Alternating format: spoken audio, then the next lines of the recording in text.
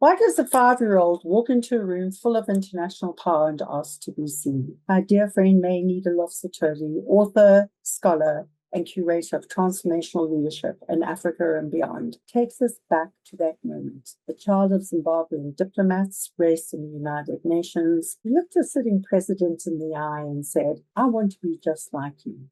I want to do something good." He responded and said, "You will continue on your path." And she did. The seeds of bold leadership are planted early.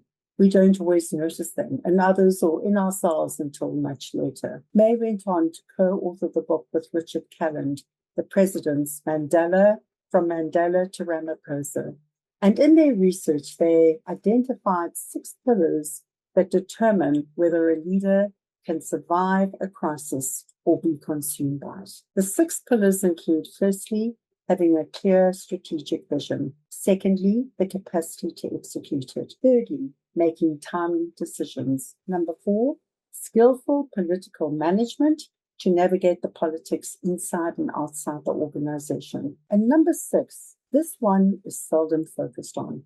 It is to develop the leadership capacity in others, real investment in the next generations at all levels, because you're all called to lead, and you have a shared responsibility to co-create the future you wish to see. It's not simply about leadership and leadership development courses or programs off-site. It's about the daily commitment and investment, the daily guidance. Leadership is practiced in the daily details. You don't need to be a president or a CEO to exercise leadership. Bold leadership, in May's own words, is taking the step to create change in your sphere of influence. You don't need someone to go before you, and you don't need to ask permission.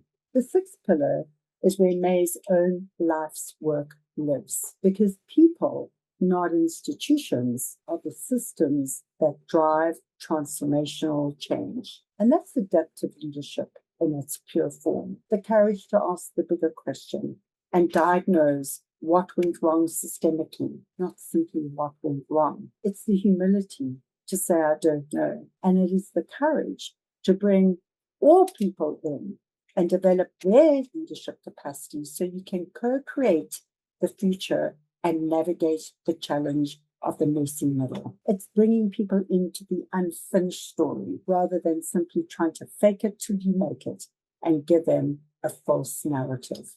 Adaptive leaders, CEOs, and presidents alike know that their most powerful job isn't about coming up with all the answers. It's building the leadership capacity at every level and giving people at all levels a long-term perspective and a real stake in their future. That's what gives people the courage to adapt and change. It's also the current global issue and defining leadership question of our time. As AI reshapes every sector across every nation, will our corporations, our institutions, and our governments invest in the people and give them the same level of investment and urgency to develop their AI and their adaptive leadership capacity, the same urgency and the same level of investment spend as they are committing to the technology itself?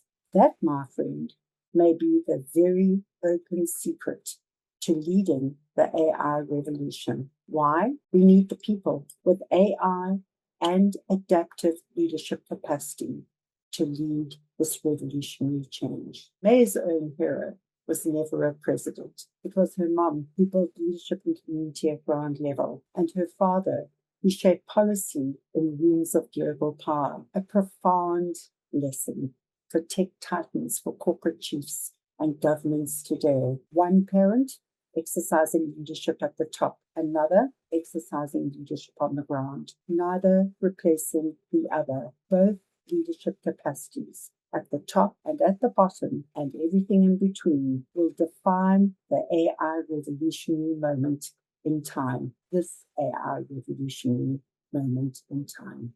So until next time, remember that leading boldly is about making these thoughtful, clear choices.